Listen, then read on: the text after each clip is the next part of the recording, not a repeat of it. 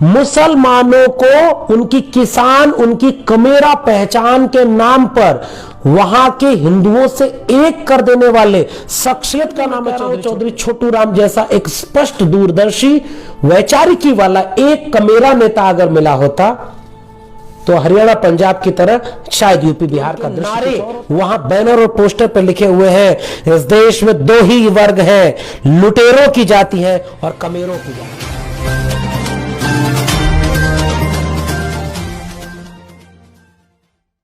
हम आज के सवालों को किस नजरिए से देखें जिससे कि हम आने वाले कल उसका एक व्यवस्थित कि भारत क्या है, उसमें सबसे महत्वपूर्ण पड़ाव है भारत की आजादी का और उसमें पाकिस्तान के रूप में एक अलग देश बनने का।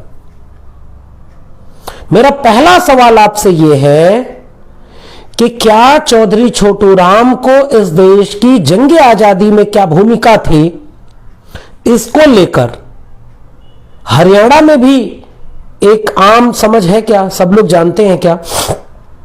दूसरी बात, जितने लोग हरियाणा में जानते हैं चौधरी छोटू राम को, क्या उतने ही लोग देश भर के जानते हैं क्या? क्या चौधरी छोटू राम ने केवल हरियाणा के लिए संघर्ष किया था?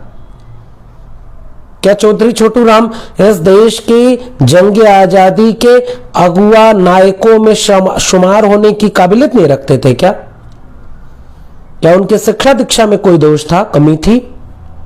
वकील तो वो भी थे, विधि और कानून की शिक्षा उन्होंने भी प्राप्त की थी, झज्जर से लेकर के दिल्ली के बड़े कॉलेज तक की पढ़ाई उनके पास, डिग्रियां उनके पास भी थी। फिर कौन सी कसौटियां हैं जिनके आधार पर आप इस देश के राष्ट्र निर्माता नायकों को बताते हैं? मैं खुद एक ग्लानि बोध से एक आत्म स्वीकृति करता हूं कि मुझे नहीं पता था चौधरी छोटू राम के बारे में। इलाहाबाद विश्वविद्यालय से लेकर दिल्ली विश्वविद्यालय के गलियारों तक हमने कभी नहीं सुना चौधरी छोटू राम का नाम। पिछले 1-2 वर्षों में जब मैंने सामाजिक न्याय की विरासत को पढ़ना शुरू किया तब यह पाया कि पंजाब प्रांत में महात्मा गांधी से ज्यादा लोकप्रियता रखने वाले एक शख्स का नाम है चौधरी छोटू राम। किसानी के सवालों को लेकर अवध के किसान आंदोलन से नील की क्रांति, संथाल विद्रोह से लेकर एक जो परंपरा चली आ रही थी, उस परंपरा में एक कड़ी का नाम है चौधरी छोटू राम का किसान आंदोलन, लेकिन हमें उसको नहीं पढ़ाया गया। पंजाब के विकास और राजस्व मंत्री रहते हुए चौधरी छोटू राम ने जो काम किया था उसको लेकर के आम भारतीय जनमानस को बताया ही नहीं गया कि चौधरी छोटू राम नाम का शख्स कौन था और उसने क्या किया था। ये सवाल मेरे हैं, ये सवाल मेरे अकादमिक जगत से हैं, ये सवाल मेरे सामाजिक न्याय के लोगों से हैं, ये सवाल मेरे इतिहास लिखने वाले भारत के ज्ञान संस्थानों पर काबिज लोगों से हैं। ऐसा नहीं लगता कि आपके इतिहास एकांगी हैं? जब चौधरी छोटू राम के बारे में मैं पिछले कुछ दिनों से किसान आंदोलन में जा रहा हूं, मैंने वहां उनको मुखर रूप से देखा। चौधरी छोटू राम इस किसान आंदोलन में जिंदा है और ताकतवर बनकर के उभरे हैं। खासकर टिकरी बॉर्डर पर जब हमने देखा कि उनके नारे वहां बैनर और पोस्टर पर लिखे हुए हैं, इस देश में दो ही वर्ग हैं, लुटेरों की जाति है और कमेरों की जाति है। चौधरी छोटू राम ने नारा दिया कि असली जंग है लुटेरों के खिलाफ कमेरों की। कमेरा मतलब कामगार लोग, तो लुटेरा बनाम कमेरा का विमर्श क्या ज्ञान मीमांसा में शोधार्थियों और किताबों के लायक नहीं समझा गया? इतिहास लेखन की तमाम स्कूल ऑफ थॉट्स में उनका जिक्र क्यों नहीं है? ये मेरे सवाल हैं चौधरी छोटू राम को लेकर के। बहुत संक्षेप में मैं चौधरी छोटू राम का जीवन परिचय थोड़ा सा रखना चाहता हूं, क्योंकि हमें पता है, हम नहीं जानते। और जहां तक ये बात पहुंच रही है, आप जानिए कि जिस व्यक्ति ने भारत और पाकिस्तान के विभाजन को लेकर के एक ऐसा खाका खींचा, 1945 में निधन ना हुआ होता तो शायद तस्वीर कुछ और होती। भाखड़ा नांगल बांध का सारा क्रेडिट जवाहरलाल नेहरू को दिया जाता है। जवाहरलाल नेहरू एक बड़े नेता थे, ठीक बात है, लेकिन अंतर्विरोध तो उनके भी थे। जवाहरलाल नेहरू के अंतर्विरोधों के सामने जब हम डॉक्टर अंबेडकर को देखते हैं, जब हम उनके सामने चौधरी छोटू राम को देखते हैं, तो आपको पता है क्या कि भाखड़ा नांगल बांध से भी चौधरी छोटू राम का कुछ ताल्लुक है? और आज जो एपीएमसी है, जो सरकारी मंडियां हैं, एपीएमसी जिनको कहते हैं, एग्रो प्रोडक्ट मार्केटिंग कमेटी, तो इनके वजूद में कहीं चौधरी छोटू राम का जिक्र है क्या, जिसने कमेरा बनाम लुटेरा की नारा दिया था? ये सवाल मेरे हैं। और क्यों ऐसा नहीं? कहीं ऐसा तो नहीं कि चौधरी छोटू राम की जाति आड़े आ रही थी? इस देश का कोई भी विमर्श जाति केंद्रित अगर नहीं है तो वह दरअसल विमर्श है ही नहीं, वह एक धोखा है। क्योंकि इस देश की सारी संरचनाओं का केंद्र जाति है। आर्थिक विषमता का केंद्र जाति है। लैंगिक विषमता को कई गुना विद्रूप कुरूप कर देने वाले सामाजिक संस्थान का नाम जाति है। शिक्षा से वंचित रखे जाने वाली कसौटियों की केंद्रीय भूमिका निभाने वाले जाति है। फिर किस तरह के विभाजन है जिसमें जाति न हो? इसलिए मेरा यह मुखर पक्ष धरता है मेरी कि इन इतिहास लेखन में भी जाति आड़े आती है।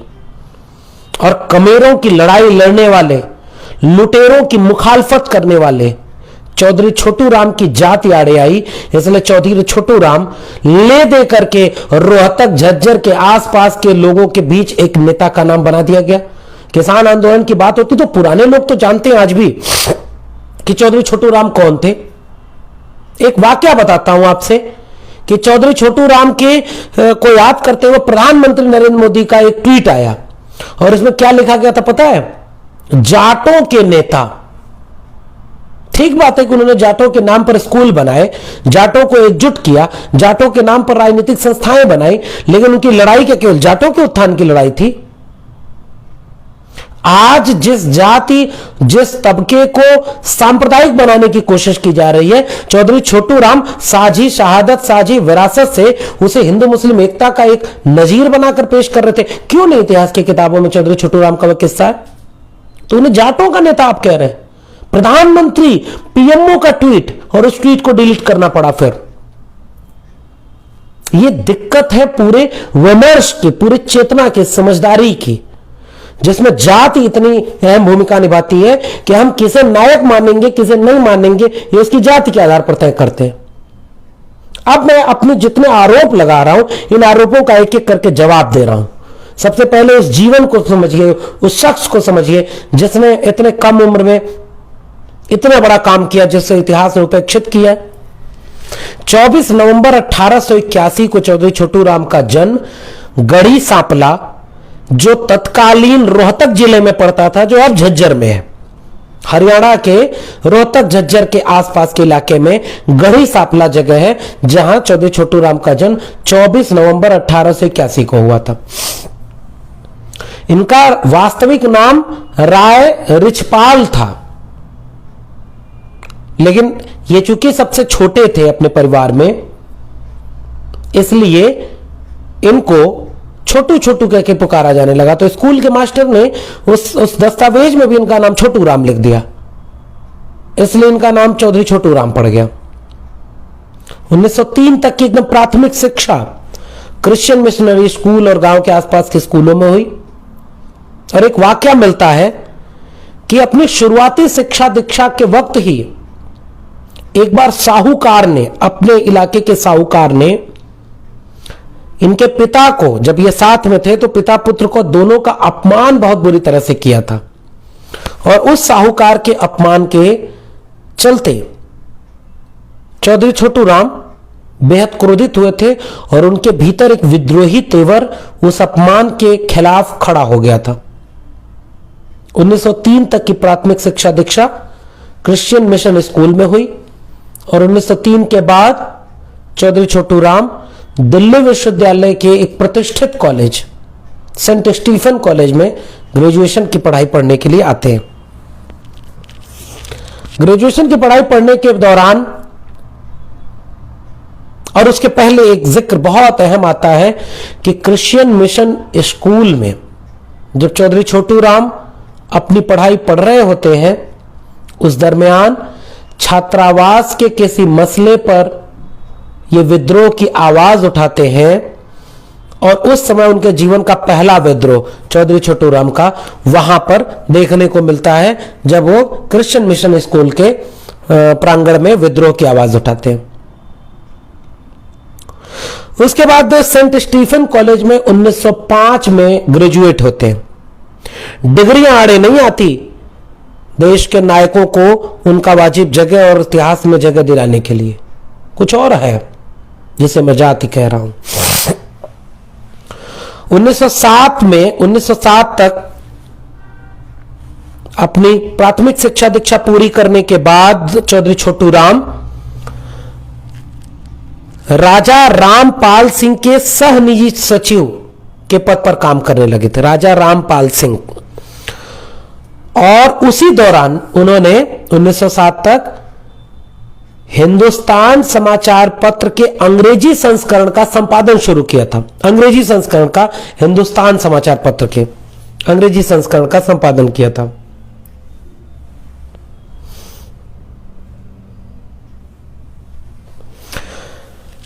उसके बाद 1907 के बाद चौधरी छोटू राम आगरा चले जाते हैं और आगरा से वकालत की पढ़ाई पढ़ते हैं। ये जितने बड़े लोग हैं, आप कहते हैं कि बाल गंगाधर,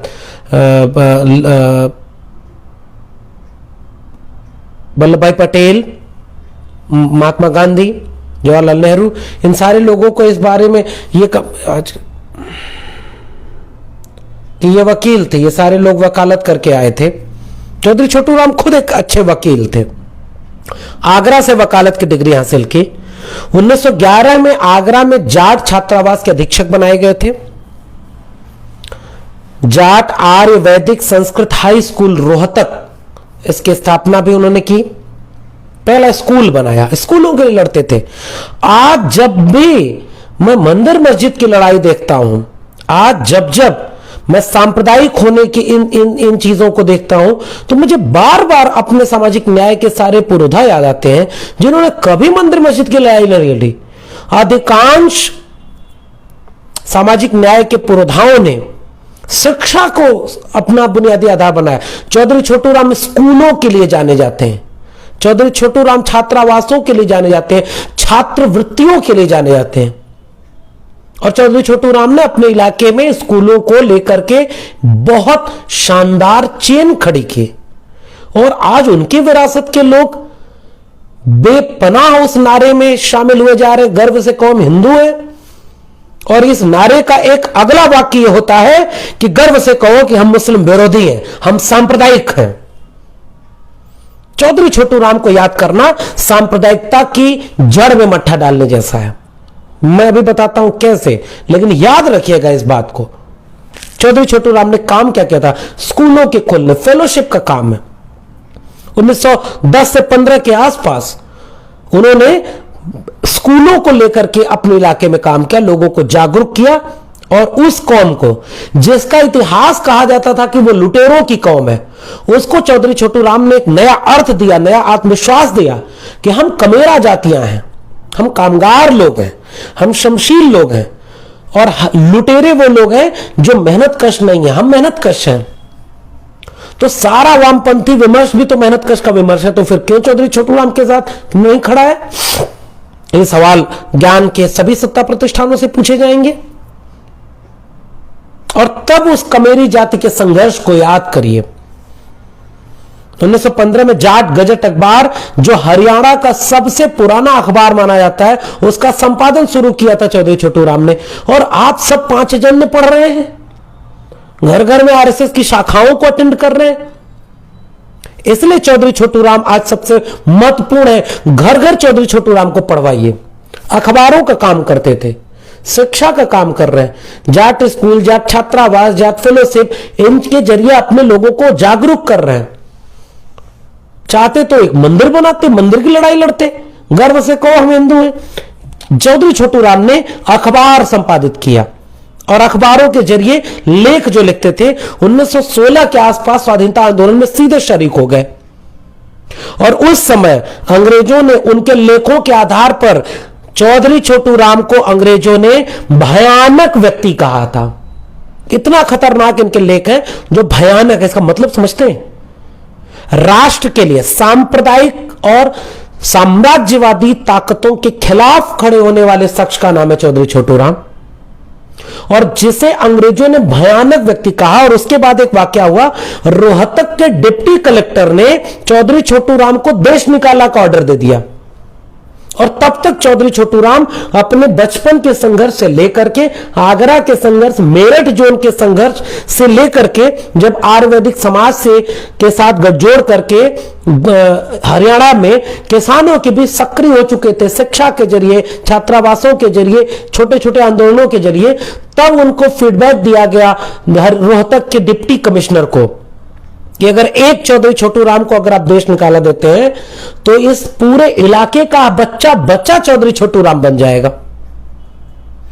आप वैचारिक रूप से स्पष्ट होते हैं ना, आपकी लड़ाई के कोई बिना चश्मे से साफ दिखती हो ना, तो उसका तेवर यह होता है कि आपका दमन आप जैसे कई तरह के लोगों को पैदा करता है। सामाजिक न्याय के पुरोधाओं के पास ताकत थी। तो उसके बाद देश निकाला का ऑर्डर वापस लिया गया। कांग्रेस से जुड़े थे और 1915-16 के आसपास से लेकर के लगातार कांग्रेस, चूंकि उस समय कांग्रेस एक नाम था जंग आजादी को लेकर के, एक बड़ी छतरी मानी जाती थी।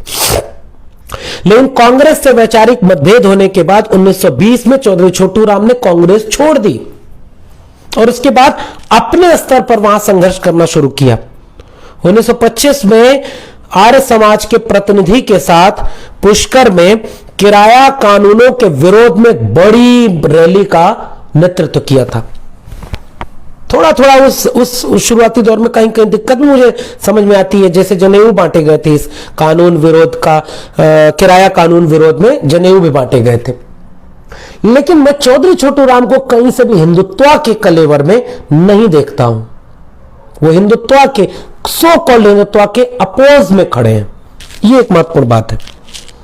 1925 के बाद चौधरी छोटू राम का पॉलिटिकल और एक एक्टिविस्ट वाला तेवर और तेज होता है, और वो एक दशक जो पूरा है 1935 के आसपास तक, वो लगातार एक बहुत बड़े स्तर पर शिक्षा, नौजवानों के सवाल, किसानों के सवाल, स्वाधीनता के सवाल, औपनिवेशिक सत्ता के विरोध के सवाल और हिंदू मुस्लिम एकता के सवाल, एकता, और वो क्या एकता गुल खिलाती है ये मैं बताऊंगा भी। और फिर मैं आपसे सवाल पूछूंगा कि क्या आपने चौधरी छोटू राम का जिन्ना से जुड़ा हुआ कोई प्रसंग कहीं पढ़ा है? किसी ने आपको बताया?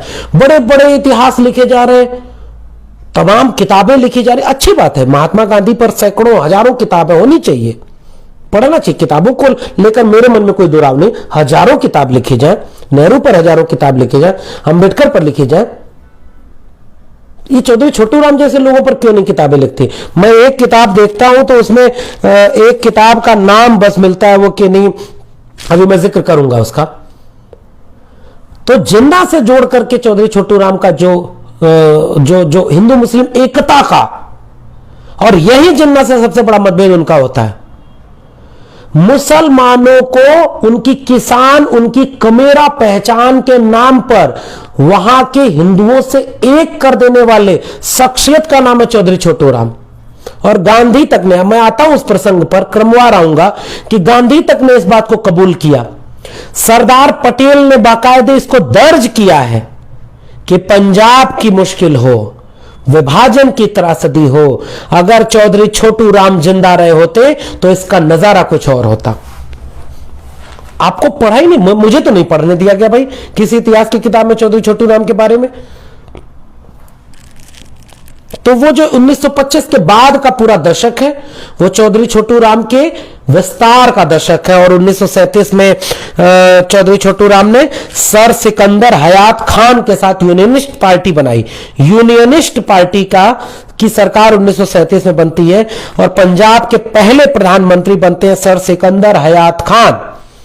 और उसी दरमियान पंजाब के पहले विकास व राजस्व मंत्री बनते हैं चौधरी छोटू राम। और अब उन चीजों को जोड़ना चाहता हूं जो किसान आंदोलन से जुड़ रहे हैं।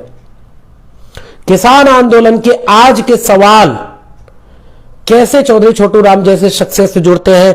लुटेरा बनाम कमेरा का विमर्श रचने वाले एक स्लोगन, चौधरी छोटू राम अपने भाषणों में एक स्लोगन कहा करते थे। ध्यान से सुनिएगा इस स्लोगन को और सुन करके अपने घर के बच्चों को समझाइएगा। वो स्लोगन क्या था पता है? ऐ किसानों, एक बात अच्छे से समझ लो, बोलना सीख लो, जबान सीख लो और अपना दुश्मन पहचान लो। आज जब ये 3 कृषक कानून आए हैं तो ये चीजें ज्यादा मजबूत होकर दिख रही हैं, लेकिन सवाल तो ये भी होगा कि यूपी और बिहार के किसानी कैसे चौपट हुई, क्यों वहां आंदोलन खड़े नहीं हो पा रहे? ये सवाल बहुत अहम है, मैं आता हूं उस सवालों पर भी। अब मैं ये दिखाता हूं कि विकास और राजस्व मंत्री होने के साथ चौधरी छोटू राम ने विधायक तौर पर क्या क्या काम किया और कितने लोकप्रिय थे चौधरी छोटू राम। इसका भी एक किस्सा आपको सुनाता हूं। पहले वो एक्ट देखिए, साहूकार पंजीकरण एक्ट 1934 में ही बनवाते हैं। और उस समय इस साहूकार पंजीकरण एक्ट के द्वारा चौधरी छोटू राम ये शर्त डलवाते हैं कि इस देश के किसानों को कर्ज देने वाले हर साहूकार का पंजीकरण होना चाहिए। बिना पंजीकरण का कोई भी साहूकार किसी को ऋण नहीं देगा और उसकी शर्तें होंगी। 1938 में जाकर के ये एक्ट लागू हो गया था। आप कहते हैं या आरोप लगाते हैं कि पहचान की राजनीति बुरी है, आइडेंटिटी पॉलिटिक्स ने ब्रेक किया है यूनिटी को, ये कम्युनिस्ट थ्योरी है। मैं ये सवाल पूछता हूं कि चौधरी छोटू राम से पहले साहूकारी को लेकर के इस तरह का एक्ट बनवाने वाली पहले आप कहां देखते हैं? जो लोग हैं उनकी आइडेंटिटी भी देखिए। गिरवी जमीनों की मुफ्त वापसी एक्ट जो 1938 में लागू होता है। जितनी गिरवी की हुई जमीनें हैं उन जमीनों को बिना शर्त वापस किए जाने का एक्ट बनवाते हैं चौधरी छोटू राम। और उसके बाद जिक्र आता है एपीएमसी का, एग्रो प्रोडक्ट मार्केटिंग कमेटी, कृषि उत्पाद मंडी समिति, मार्केट कमेटी है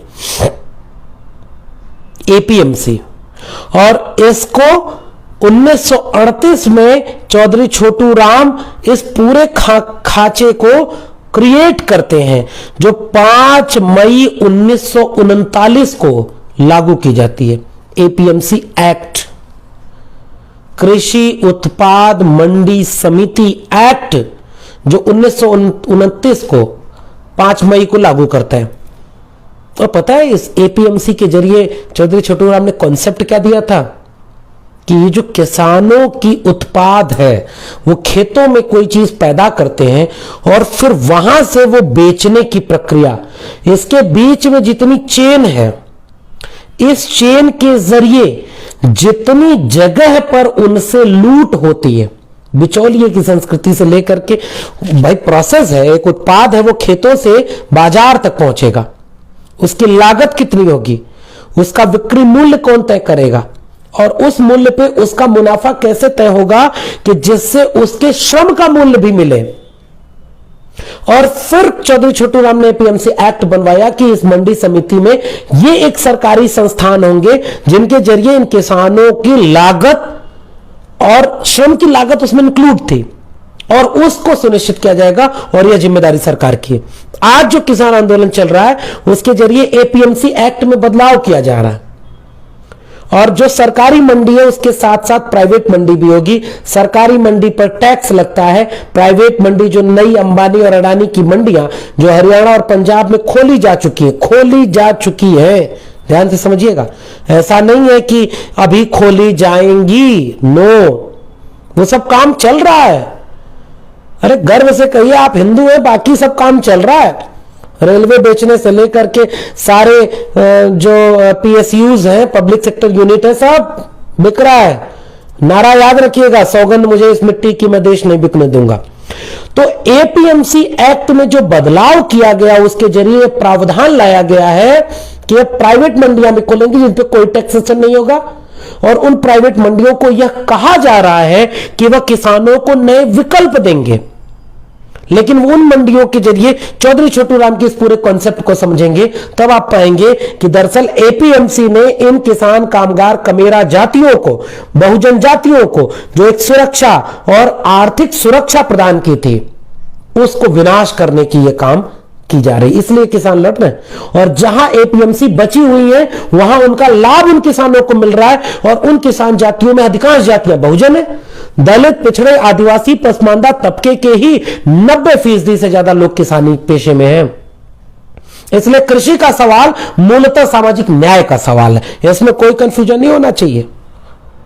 तो एपीएमसी एक्ट के जरिए चौधरी छोटू राम ने जो सुरक्षा और समानता का एक संकल्पना इस समय जो स्थापित की थी, मंडी समिति, एपीएमसी समिति एक्ट 1938 जो 5 मई 1939 को लागू हुआ था, उस एपीएमटी एक्ट को अब खत्म किया जा रहा है। और बड़ी आदमकद मूर्ति चौधरी छोटू राम की बनाई जा रही है, माला चढ़ाया जा रहा है। अंबेडकर की मूर्ति बना के अंबेडकर के सपनों को ध्वस्त करना, पटेल की मूर्ति बना करके पटेल के बैन लगाए हुए आरएसएस को विश्व का सबसे बड़ा संगठन बनवाना।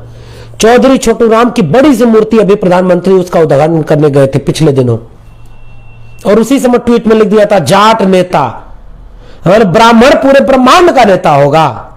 और चौधरी छोटू राम किसानी की बात करते, औपनिवेशिक शासन के खिलाफ लड़ते, हिंदू मुस्लिम सांप्रदायिकता के खिलाफ लड़ते, जाट स्कूल और स्कूलों से लेकर के शिक्षा की बात करते। तो यह किसानी, सांप्रदायिकता, विकास और राजस्व कानूनों के संशोधन, ये क्या केवल जाटों के लिए थे?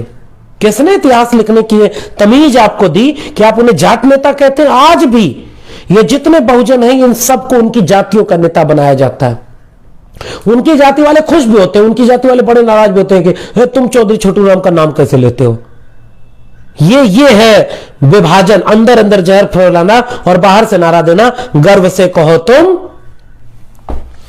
इसके बाद उन्होंने किया व्यवसाय श्रमिक अधिनियम 1940 में, कर्ज माफी अधिनियम 1934 के, ये सारे अधिनियम है जो बाद में लागू हुए थे।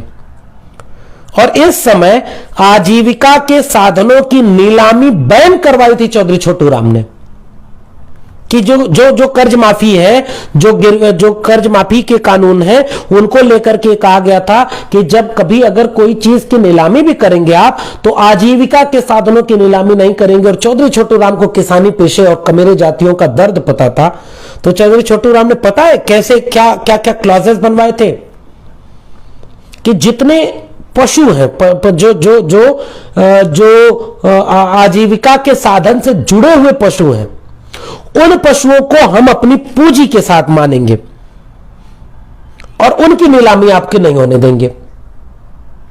आज भी देखते ना, 5 लाख करोड़ रुपए इसी लॉकडाउन और इस दौर में माफ कर दिए गए हैं एनपीए, नॉन परफॉर्मिंग एसेट के तौर पर पूंजीपतियों के। और शिक्षा के लिए सरकार के पास पैसा नहीं, किसानों के लिए पैसा नहीं। इसका मतलब जहां जहां वंचित शोषित जमात, किसानी में कौन पेशा है? मैं फिर से आपसे पूछता हूं, 90% किसान बहुजन है, 90% सार्वजनिक शिक्षा बहुजनों के लिए क्रांतिकारी काम कर रही है। तो उसी समय आप एनपीए माफ कर रहे हो और उसी समय कृषि कानून और नई शिक्षा नीति भी लागू कर रहे हो। मैं बार बार नई शिक्षा नीति की याद दिला रहा हूं, जागिए। नई शिक्षा नीति 2020 ने आपके बच्चों के भविष्य को खत्म कर दिया है। अब आइए उस किस्से पर, कि उस किस्से में यह है कि बड़े बड़े कारपोरेट एसेट हैं, नॉन परफॉर्मिंग एसेट के तौर पर, उनके लोन को माफ कर दिया जाता है। और एक गरीब किसान, एक वंचित दलित शोषित जमात का, कमेरा जाति का किसान अगर लोन नहीं चुका पाता है तो उसकी नीलामी हो जाती है। उस समय एक किस्सा है, चौधरी छोटू राम की लोकप्रियता देखिए। लाहौर हाई कोर्ट का मामला है। वहां की बेंच में सर शादीलाल नाम के एक जज हुआ करते थे। उनके पास एक मामला गया और एक किसान की नीलामी हो रही थी और उस किसान ने कहा कि अगर आपने मेरा बैल को नीलाम कर दिया, मेरी गाय को नीलाम कर दिया, मेरे घर को नीलाम कर दिया तो मैं कहां जाऊंगा, तो ये गाय और बैल को कम से कम मत नीलाम करिए। तो जज ने, जो सर शादीलाल जज का नाम है, उन्होंने व्यंग में कहा कि तुम्हारे इलाके में एक चौधरी छोटू राम कोई व्यक्ति है, सुने हैं वो बड़ा कानून वानून बनाता है, उससे कोई कानून बनवा के लाओ तो हम तुम्हारा मान लेंगे। और हंसे, सारे लोग हंसे। यह बात आकर के उस किसान ने जब चौधरी छोटू राम को बताई तो उन्होंने इस अधिनियम को पारित करवाया कि कर्ज माफी में दाम दुपट्टा का नियम, यह ऐतिहासिक काम है। और फिर उससे कहा कि जाओ, कानून बन गया है, अब तुम्हारी आजीविका के साधनों का नीलामी नहीं होगी। तो एक सोशल जस्टिस की पूरी आइडियोलॉजी का नाम है। इस पूरी लड़ाई में वो सोशल जस्टिस की पूरी आइडियोलॉजी शामिल है, जो चौधरी छोटू राम की इन सारी चीजों को बात करती है। भाखड़ा नांगल बांव का प्रस्ताव, उस समय सतलज से लेकर के बिलासपुर के राजा का कनेक्शन, अब मैं इसके विस्तार में नहीं जा रहा हूं, थोड़ा इतिहास आप भी पढ़िए। जब गर्व कर लें कि आप हिंदू हैं तब थोड़ा पढ़ लिया करिए कि चौधरी छोटू राम पर किताब क्यों नहीं है, चौधरी छोटू राम पर रिसर्च क्यों नहीं होता, चौधरी छोटू राम पर रॉ मटेरियल क्यों नहीं है, चौधरी छोटू राम पर किताबें और लेख क्यों नहीं मिलते आपको। तो आप पढ़िएगा कि भाखड़ा नांगल बांध, जिसकी सारी क्रेडिट जवाहरलाल नेहरू को दी जाती है, बड़ी भूमिका नेहरू की भी है। हम दिल बड़ा रखते हैं, हम सामाजिक न्याय के लोग हैं, हम मोहब्बत के लोग हैं, हम सबको सबके हिस्से का हक देना जानते हैं, हमारी लड़ाई ही यही है। तो हम नेहरू के हिस्से का हक हम नहीं ले रहे हैं, उनसे काट करके चौधरी छोटू राम को दीजिए, नो। वसीम बरेलवी का एक बड़ा प्रसिद्ध शेर है कि अपने हर लफ्ज का खुद आईना बन जाऊंगा, तुझको छोटा कह के मैं कैसे बड़ा बन जाऊंगा। ये लोग हमारे सामाजिक न्याय के पुरोधाओं को छोटा करने पर लगे हैं। लेकिन भाखड़ा नांगल बांध की परियोजना की बेसिक इंस्ट्रक्शन, जो शुरुआत थी, उनमें चौधरी छोटू राम का जितना कद है उतने हिस्से का तो उनको दीजिए। और फिर याद करिए 28 मार्च 1914, चौधरी छोटू राम अब्दुल कलाम के साथ खड़े होते थे और उस समय उन्होंने एक ऐसा एक्ट बनवाया, जब मोहम्मद अली जिन्ना, यूनाइटेड पाकिस्तान पंजाब की बात हो रही है, जब पाकिस्तान अलग बटा नहीं था, तो लोकप्रियता चौधरी छोटू राम की पूरे नॉर्थ ईस्ट फ्रंटियर स्टेट तक थी। और चौधरी छोटू राम केवल किसानों के नेता नहीं रह गए थे, वो एक बड़े जन नेता के रूप में उभरे थे। उनके आह्वान पर लाखों लोग सड़क पर आ जाते थे।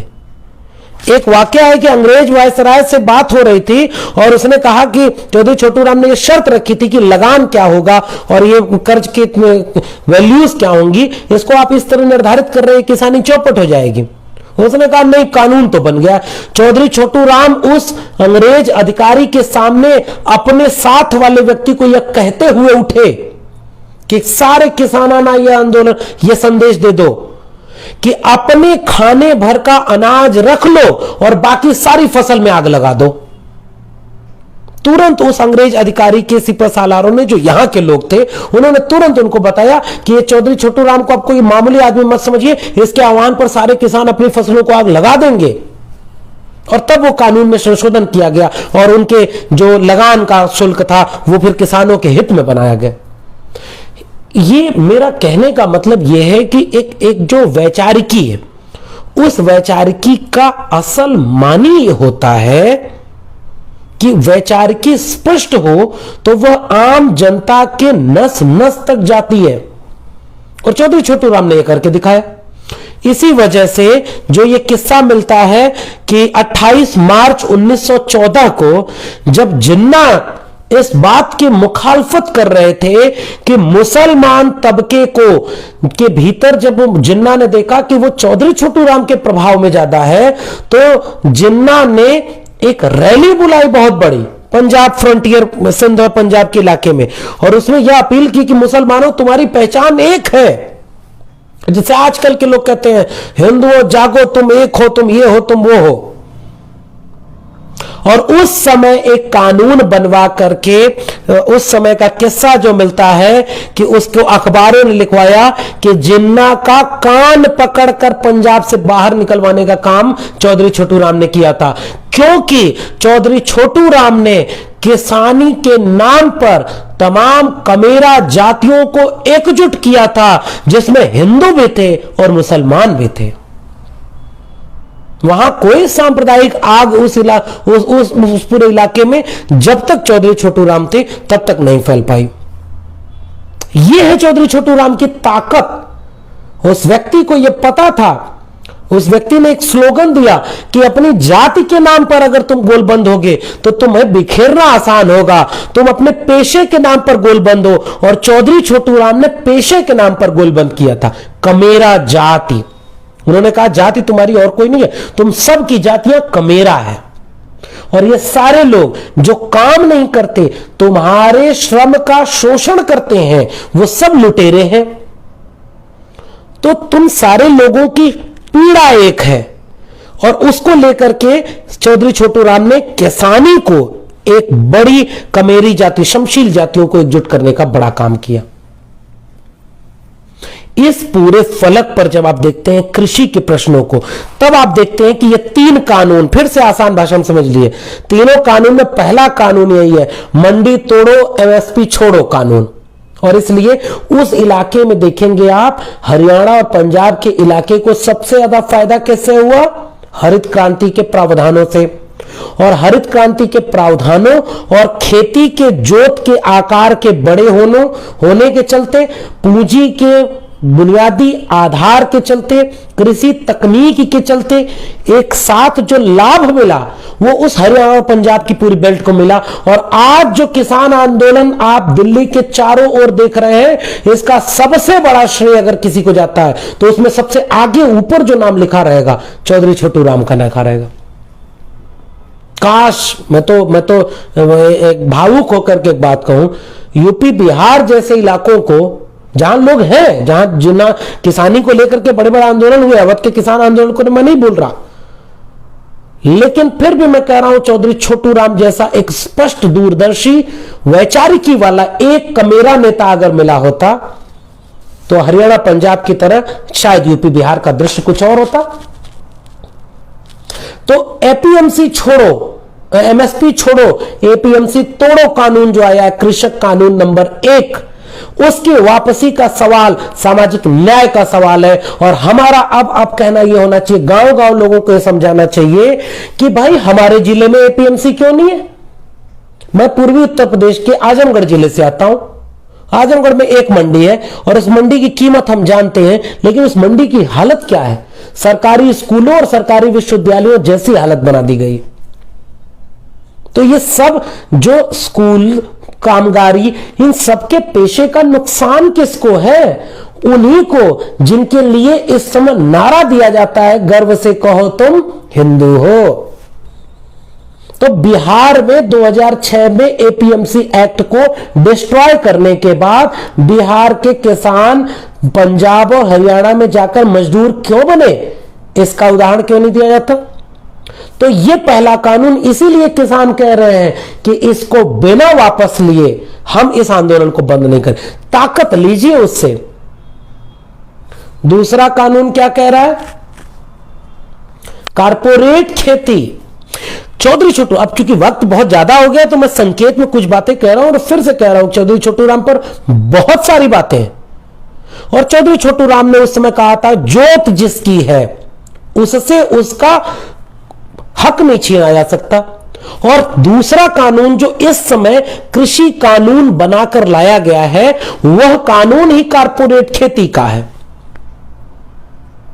तो कारपोरेट खेती का मतलब क्या है? चौधरी छोटू राम की लड़ाई शून्य कर देना। और तीसरा कानून आप जानते हैं, जमाखोरी बढ़ाने का कानून है। जरूरी आवश्यक वस्तु अधिनियम में जो संशोधन किया जा रहा है, उससे जमाखोरी इतनी बढ़ जाएगी कि वो नेस्तनाबूत हो जाएगा। ये है बुनियादी तीनों सिद्धांत, तीनों कानून। और फिर से मैं कह रहा हूं, ये तीनों कानून का असर जो हो रहा है वो सामाजिक न्याय की वैचारिकी यानी बहुजन जातियों के ऊपर सबसे ज्यादा, और सबसे ज्यादा क्यों कहें, मैं उन्हें 90% से ज्यादा के अनुपात में देख पा रहा हूं। तो ये बहुजन जातियां जिन्हें बाबू जगदेव प्रसाद कुशवाहा शोषित कहते थे, वंचित शोषित कहते थे, रामस्वरूप वर्मा जिन्हें अर्जक कहते थे, चंद्रिका प्रसाद जिज्ञासु पेरियार ललई सिंह श्रमजीवी कहते थे, और चौधरी छोटू राम जिन्हें कमेरा कह रहे हैं, इन कमेरा जातियों का सबसे ज्यादा जो पूरा आयाम है वो शिक्षा और पुश्तैनी पेशे से है। पूंजीवाद ने एक तरफ शिक्षा को बर्बाद कर दिया, सार्वजनिक शिक्षा को, और दूसरी तरफ पुश्तैनी पेशों को बर्बाद करके कमेरा जातियों के कुशल हाथों को बेरोजगार कर दिया। और ये तीनों कृषक कानून इन कमेरा श्रमजीवी श्रमशील जातियों के पुश्तैनी पेशों में ले देकर बचे कृषि की हैसियत को पूरी तरह से नस्तनाबूद कर देंगे। फिर किस बात का सामाजिक न्याय है? ये तो सीधे सीधे पूंजीवादी न्याय हो गया। तो भारत में पूंजीवाद, ब्राह्मणवाद और पितृसत्ता के गठजोड़ से ऐसा शोषण का तंत्र रचता है जिसके जरिए यह सबसे ज्यादा विनाशकारी है दलितों, पिछड़ों, आदिवासियों, अल्पसंख्यकों, पसमानदाओं और महिलाओं के लिए। इसलिए हम बार बार इस सवाल पर आपके बीच आते हैं, और आज चौधरी छोटू राम के बहाने आपके बीच में आए, एक अपील करने, एक आह्वान करने। नई शिक्षा नीति 2020 को याद करिए। ब्राह्मणवाद, पूंजीवाद और पितृसत्ता के गठजोड़ ने शिक्षा को अब आपके बच्चों के हाथ से छीनने का पूरा इंतजाम कर दिया है। अब आपके बच्चों को गुणवत्ता की निःशुल्क शिक्षा नहीं मिलने वाली। उसी प्रकार से 3 श्रमिक कानूनों में संशोधन करके जो मजदूर श्रमिक जातियां हैं, 99% वो कौन लोग हैं? वो बहुजन तबके के लोग हैं।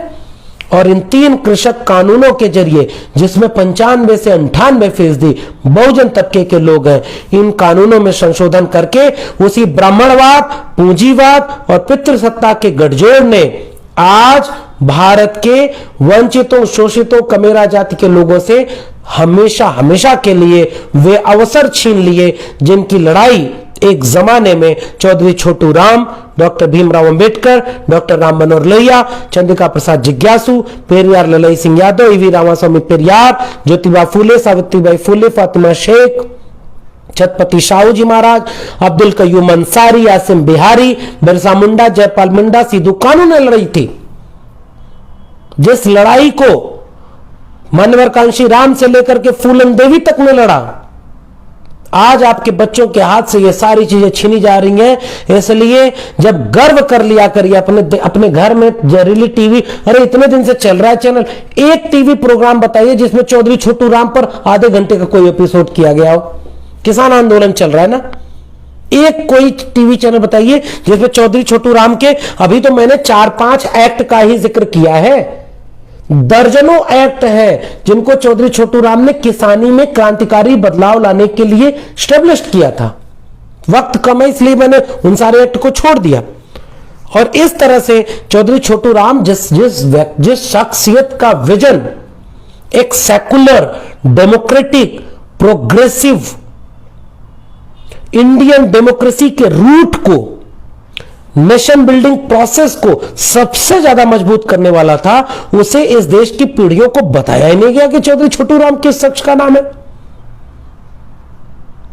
इसी चिंता के साथ मैं उम्मीद करता हूं कि जब आज आपके बीच में कृषि सवालों, सामाजिक न्याय के सवालों, सामाजिक न्याय के सवाल का मतलब क्या है?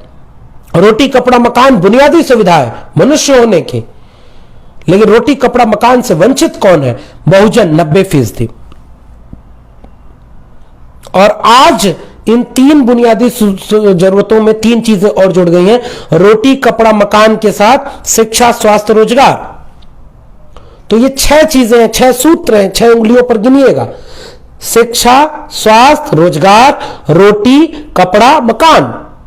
और इन सब से वंचित बहुजन, दलित, पिछड़े, आदिवासी, पसमानदा, महिलाएं।